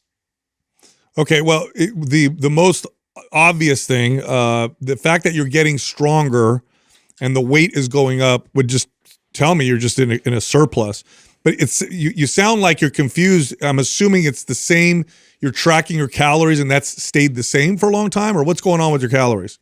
I'm pretty regimented just because of my work. I'm at work every day by 6 a.m. So breakfast every day is a cup of Greek yogurt, a hard-boiled egg, my instant coffee with my creatine and my whey protein. My lunch every day is a little prepackaged salads you get, with 2 ounces of carrots added, 2 more hard-boiled eggs, and a protein bar for a snack. Dinner is kind of hit or miss when you're running in and out with 2 or 3 kids running around all night long. Calorie-wise, I'm there, but I'm trying to figure out if there's another way, whether I should be upping the workouts, should I be cutting stuff back? I'm trying to follow the 1 gram of protein per pound, and it's leaving me chasing protein all day long. It sounds like, and I wonder how long you've been in this place of kind of chronically under eating. For a guy your size, as active as you are, I'd have you 4,000 plus calories. Well, we don't even know, right? Because what's happening for dinner and all that. Well, what fucking 3,000 calorie dinner? I just did the math in my head right now, and he's saying he's struggling to even get 200 grams of protein. That to me tells me you've probably chronically underate and you've probably gotten very efficient at training hard and being very active on such low calories, and you're just metabolically adapted. And so when you go on maybe a little bit of a cut for a few weeks or like that, you see very little results, and then as soon as you go back to eating how the way before, all of a sudden the weight comes back on. I mean, that would be my guess of what's going on. And what we would need to do is do a slow reverse diet and really focused on your metabolism more than a lot of the other things that you probably got going between basketball and powerlifting and all this stuff like that. Metabolically, we need to really get you back, because a guy your size should be able to not only eat 200 grams of protein, no problem, but should be eating 4,000 calories for maintenance. And then you go on a cut with 3,000 calories and you just drop weight. Yeah, we only way to know is if you really tracked everything specifically, food and drink, for a couple weeks, so we could get an idea of where your maintenance is at, and then we would know which direction to go. Otherwise, it's going to be hard to advise without knowing specifically, what the averages are looking like. I had a nutrition plan from my powerlifting coach 2 or 3 summers ago, and it worked. But honest to God, I was absolutely miserable all summer. I got down to about 250, and then COVID hit, and I actually caught COVID. And I ended up dropping to like 230 just in the course of a week, just not eating on the couch. I looked like I was 17 years old again instead of 45 years old. Do you know how many calories that diet was at, with the one that you were set up for? Roughly right around 2,000 to 2,500 calories. Yeah, that's low. Here's the starting point's going to be here. It's going to be tracking everything. You get an app like Fat Secret, track everything. I use MyFitnessPal now. That's how I know where I'm at, and then usually go off the rails at dinner, if anything. That's it. So track everything, including dinner. That's the only way to know. Track every meal. Track your things that you drink as well. So if you add anything with calories, put it in there. After 2 weeks, find where your average is at. If you're below 3,000 calories on average, I would do a slow reverse diet and try and bump the protein. I don't think a guy your size, cutting from, if you're finding your maintenance is 2,600 calories, where are we going to go? Where are we going to get to? That's what this screams to me. This screams to me that probably for a very long time, he's been able to be strong, an athlete, push his body with lower type calories. And so that when he tries to do any sort of a cut whatsoever, not only does he have to go super low, but it's just not maintainable. When you say go off the rails with dinner, give me an example of what that is. What's going off the rails? Well, we had dirty rice last night, so it's 2 or 3 pounds of ground turkey meat, in the mix, rice, all sorts of fresh vegetables. I eat 2 or 3 bowls of it, and I'm not talking a little guy bowl. I eat a bowl of it. Yeah. Okay, that's a lot of calories. It's not. But that's good calories. There are those, like holidays. Yeah, I'll eat half a cheesecake because it's good and it's the holidays. But other than that, it's not a everyday occurrence. It's tough, it's really hard to know without tracking for a couple weeks. I've hung around a few powerlifters, and it's not common to see a powerlifter with a slow metabolism. You train consistent. You've been lifting for a while. I'm looking at your stats here. You took second place at the USPA North American Championships, you're strong. You're strong as hell. It would be strange to have a really slow metabolism for a guy your size. But I would track and don't change your diet while you're tracking. Eat like you normally do. You want to go off the rail, whatever. Track everything. See what the average is, and then we'll know where to go. I mean, how serious are you about? I mean, I'm sure when you're getting ready for a championship and stuff like that, you've got a powerlifting coach. I mean, I could set you up with somebody online that could, coach you virtually diet-wise if we really want to work on this metabolism and do that. Is that something that you really want to do right now, or are you just kind of trying to troubleshoot right now? Because if you're that, I'm kind of trying to troubleshoot right now because I'm in my off season. Okay. My next big meet isn't until June, so I'm getting back with my coach to meet prep or to I can't think of the word right now. Kind of there for my peaking program. Yeah. Late February, early March. So I'm trying to basically put as much mass on, not mass, but strength and muscle and size on, and then I hit my peaking program where I slowly kind of start my taper off, so I'm fully rested. Got it. Feeling great. What are your top lifts? I'm curious. I squatted 510 in October in the RPS national championship. I benched 355. In June, I had hit 360 at a meet, so I was kind of mad. Nice. I went down a little bit, and I deadlifted 600. Yeah. Strong. Yeah. We got to track. I would be.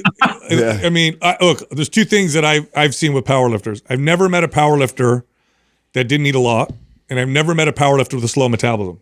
It just they strength train, and they strength train better than bodybuilders because they're focused on their numbers. Dialed, yeah. So I would like for you to track because you could be way off. Are you, BJ? Are you in our private forum?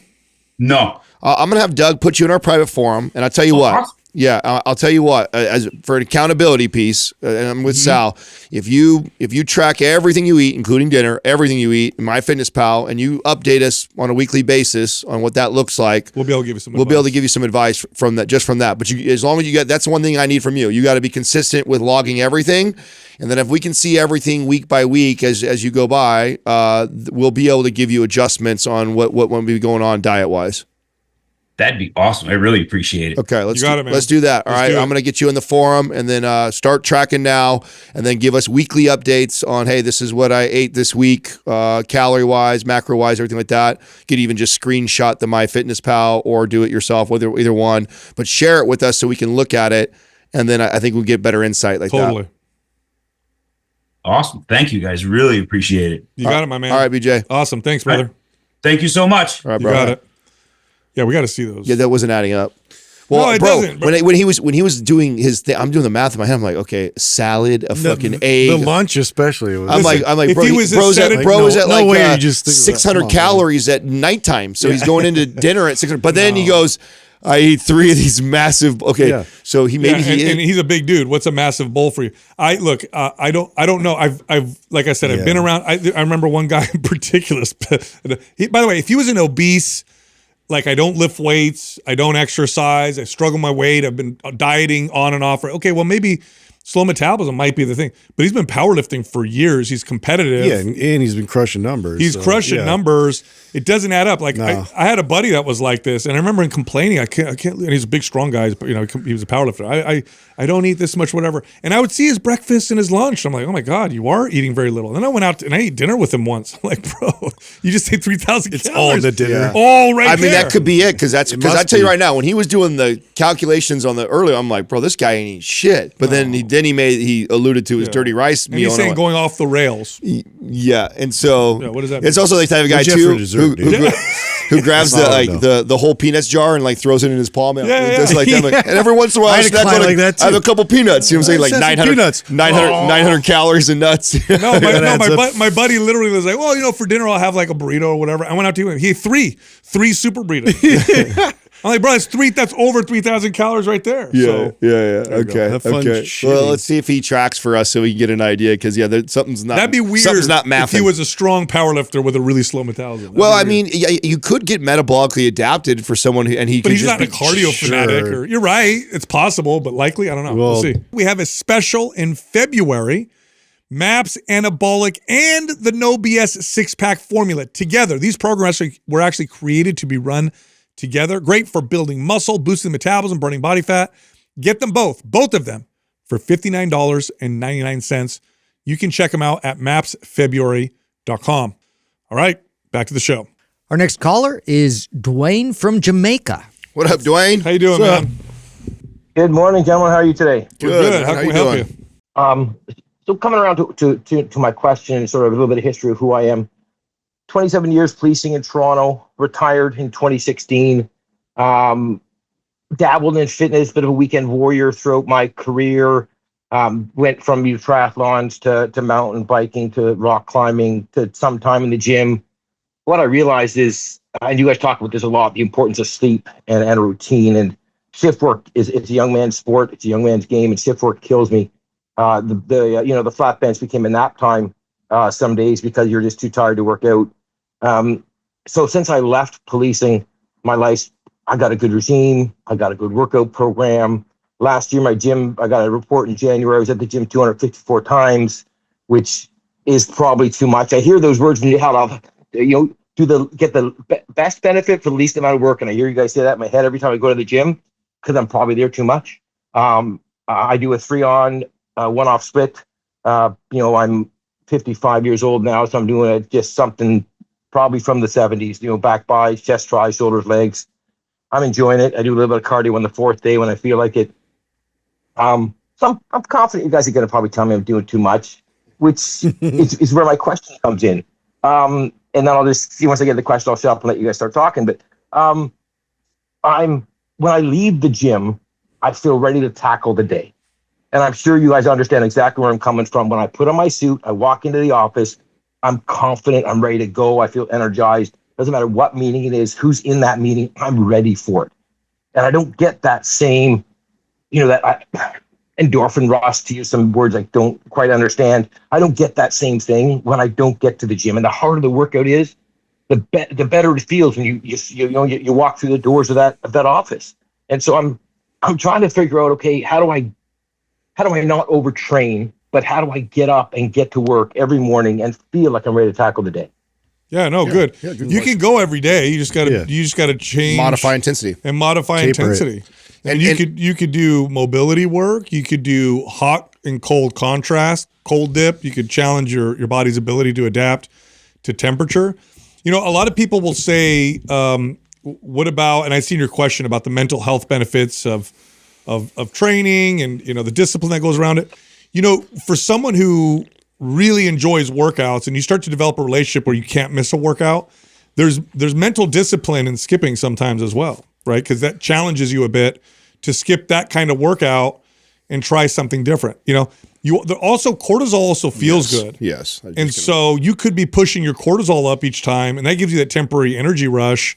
But if you're noticing energy crashes later, sleep disturbances, you're not progressing in the gym, stiffness, you might be overdoing it. But you can go to the gym every day. That's not a problem. It's just you got to modify the intensity in the workouts. I mean, if I was coaching you, you were my client, and you're telling me this about how you like, I wouldn't take away the going to the gym every day. I like that. I would say fine, but I want you to follow like a MAPS Anabolic routine. Like I'd want you on MAPS Anabolic, and then the way MAPS Anabolic is structured, it's basically Monday, Wednesday, Friday. You have like a full body lifting routine.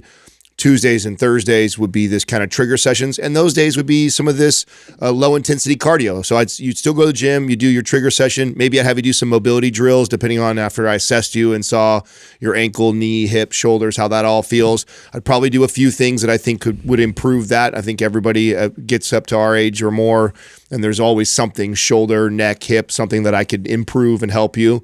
And I'd probably have you do some of that on those less intense days.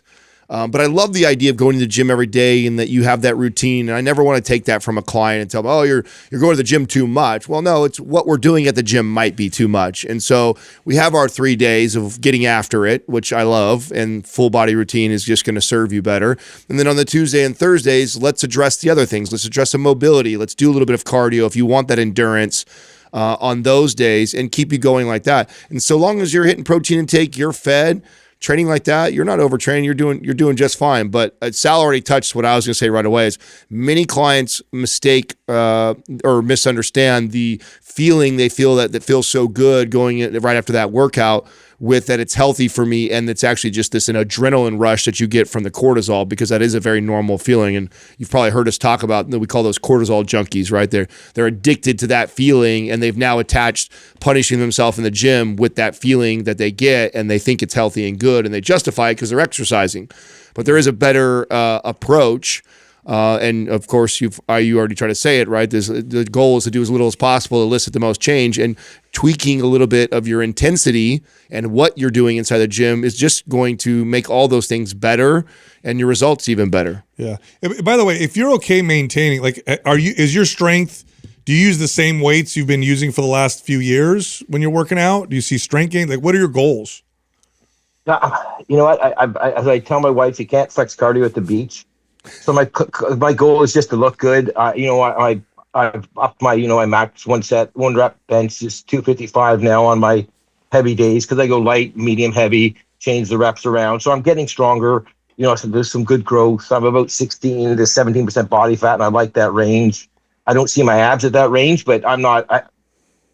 I can't be disciplined enough, and I don't think I'd be healthy. I'd never hit my protein intake trying to get down to a spot where my body fat percentage would allow me to see what my abs look like. So I'll pretend they're there.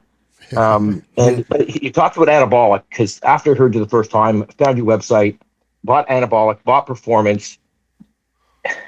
I'll just side destroy your program. Like, it was just not enough, and I just started doing it every day. And I literally, added. I could probably do like your 3 weeks in a week and a half, right? And so it was good. I enjoyed the exercise, enjoyed the routine. It threw some different exercises into my program that I wasn't already doing. Like, I never thought about doing that one before. It made me play with some of the reps that I was doing and some of the sets. But so I tried performance, and that was just not for me. It just seemed a little old person set in their ways. I hate to say it, but that's what it sounds like when I say it out loud. And so I went back to anabolic, and I destroyed it again. And I did a bit better this time because I was listening to you guys more, and I want to trust. And then I'm there, and I'm looking at this program thinking, that's not enough. There's no way. And so there's that trust versus what I know from my years of taking no training at all and how to be a personal trainer. Dwayne, there's two ways I handle a client like you, right? Well, and there's one way, I'm gonna tell you, right? This is how I handle someone like you. I say, listen, for your age, what you're doing great. You look great, you're strong, you're fit, you're in a healthy body fit range, you've got this routine you like, and if you're okay with just kind of maintaining there, that's an awesome place to be. Yeah, nothing wrong with that.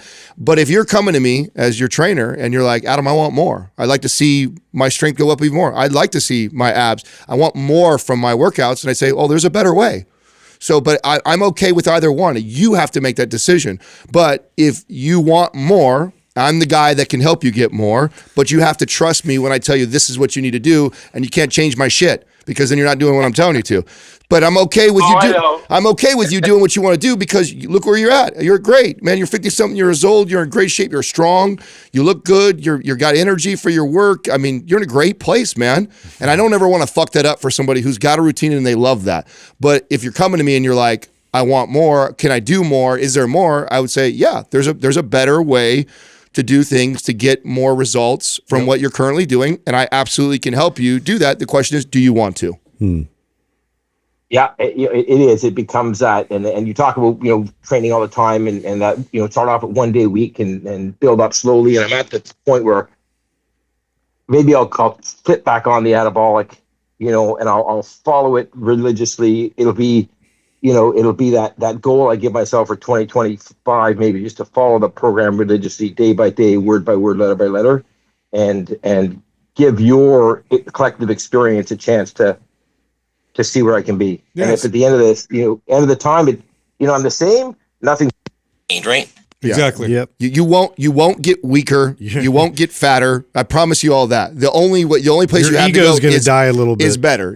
I promise that you'll only get better by doing that.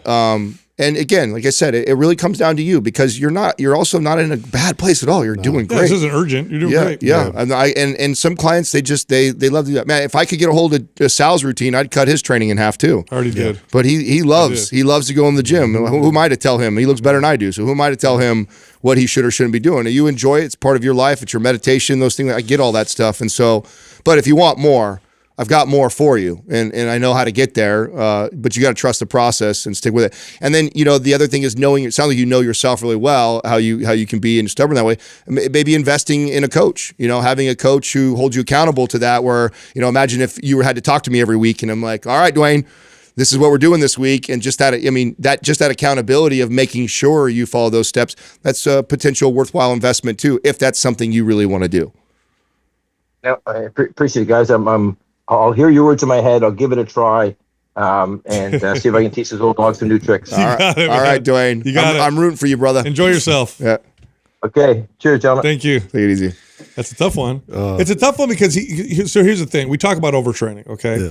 There are obvious signs of overtraining, and then there's just you're not going to progress overtraining, but you don't have That's all those right. crazy Yeah, signs. that's right. You're not feeling fatigued. You're not losing. You're not going to sleep. move the needle forward Yeah, because you're you're not maintaining. getting adequate rest. You're okay. So it's like when I say overtraining, people are like, well, I'm not, my sleep is okay. I don't feel all these injuries. I don't feel stiff. But you want to move forward a little bit. Like, there's a couple directions we can go. We can do more, but I don't think that's the answer for somebody who's working out as much as him. That's definitely Or we not the could answer. try doing less. I was wondering about like a step ladder kind of approach because, isometrics are very, like you can recover pretty well from and you get a really intense workout. Obviously, it's going to be totally different. A lot of people get bored doing that. But, for some psychopaths out there that like they can't handle just not doing something intense that day, that would be a great That's it. move. Yeah, you have to. I mean, like I said, there's two ways I handle a client like that. It's just I'm not going to tell you. You look at he's 54 years old.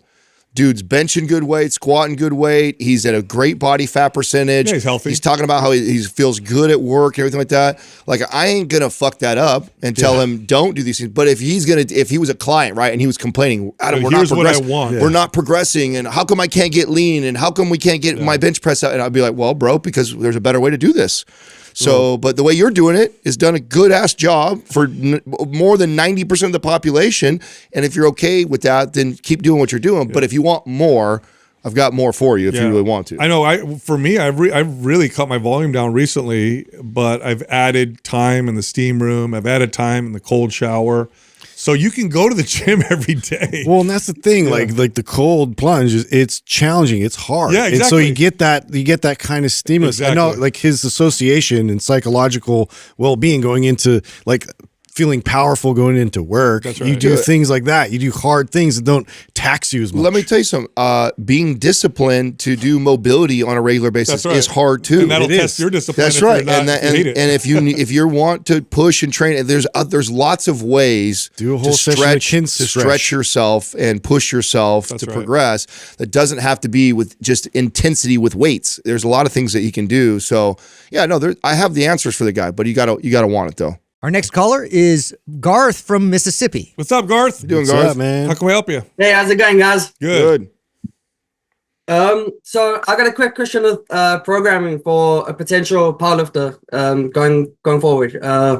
I've been a baseball player for the last 20 odd years since I was about 4 years old, and came across the US to play at D1 program, and then I was at the program for about 5 years. Training as a pitcher though, so we couldn't really go too heavy. They kind of tried to protect us and not let us, push ourselves in that regard because of the stress from pitching and all that kind of stuff. So when I finished with that program, got into running, and I thought I was going to become like a triathlon athlete and stuff like that because I still felt like I needed to compete. And, then I found you guys and realized that that's not the path I wanted to go down. And, I knew it was a good way going forward was to get into the gym. So I bought the MAPS Anabolic Advanced. And I thought that was like just for, an advanced version of MAPS Anabolic, not necessarily for advanced lifters. So I ran that, saw good results, ended up buying MAPS Performance, and saw really good results there. And then after a while, I realized that I wanted to get into powerlifting. And I was like, well, I don't know how to transition from the previous programs that you guys had and the programs that I'd like to get into. So my first question was really like, what would a year of training look like for a powerlifter if they wanted to run like MAPS product? You MAPS program? just came off a performance right now? No, so right now I just so I left out that in the past 2 or 3 years I was training at Planet Fitness, and obviously listening to you guys I realized that that wasn't the gym to go to. So I found a gym that had barbell and free weights and stuff, and I transitioned from there to Crunch Fitness. And no, following your program on YouTube and your YouTube series, I realized that obviously with Planet Fitness, that the Smith machines, I'm not going to be able to have that stability and that stabilizer muscles getting influenced. So when I transitioned, I started the Strong Lifts 5x5. Yeah. And I ran that for the last 2 or 3 months. But I started at about, because I know at the end of Map Symmetry, which is what I had run previously, there's a 5x5 program in there. And so I used the weights from there for crunch. But I went like sort of like 70% of what I was using in Symmetry. So I could start off low and like train myself and get used to the movement with the free weights.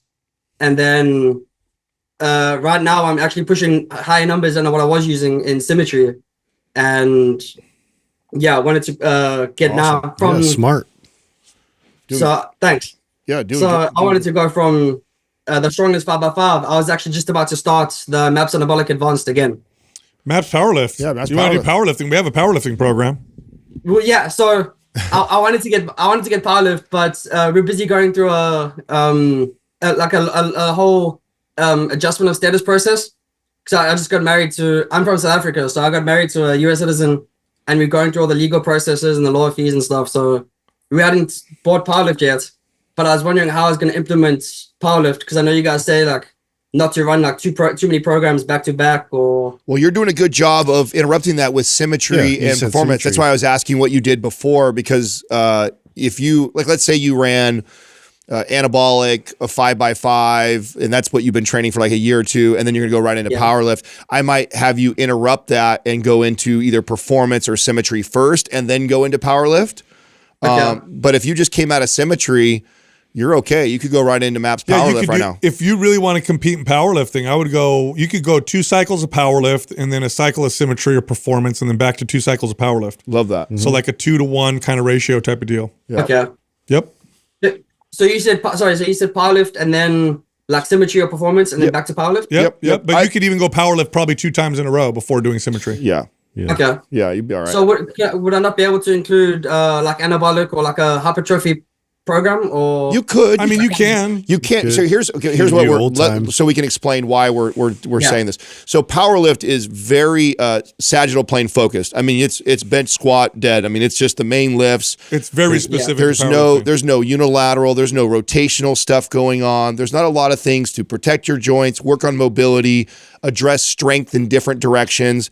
And if you get really, really strong in one direction, it's like a drag car, and then expecting a drag car to go on a racetrack with turns. Like that's where it gets dangerous, right? You would never take a 1,000 horsepower car that goes straight and put it on the Nürburgring track and think it's going to do all right. Like you got to make sure you work on the suspension and do things like that. So as long as you do programs that work on the suspension, which is be like mobility, multi-directional stuff, that's MAPS symmetry, MAPS performance, at least once a year within your programming. You could bounce around to aesthetic and anabolic and some of the other programs and be okay. But my typical or my generic recommendation to like all athletes or anybody who's trying to get really strong is just make sure you run 1 cycle a year, which is 3 months of a program that really addresses all that. So you don't get so strong in one direction and you neglect that. That's where injury ends up happening. So as long as you get at least 1 round of performance or symmetry a year, you can toggle between all those programs you recommended. Okay. Yep. Mm-hmm. So another follow-up question from there is like now if I'm about to go into anabolic advanced or powerlift, I know for anabolic advanced, there's different like days. Obviously, there's the like the failure week and then the volume week. Yeah. Would you suggest if I do low bar squat for powerlifting, should I stick with low bar squats or should I? That's fine. Alternate between high bar and low bar? No, it doesn't matter. However you're going to squat in your competition, you should practice that the most. Okay. Yeah. Average person who just wants to get good at all those things, it's like, yeah, sure, high switch back and forth. Somebody who's going to go compete in a sport, whatever you're going to be doing in that sport, practice that the most. Yeah, for sure. Okay. Yep. Perfect.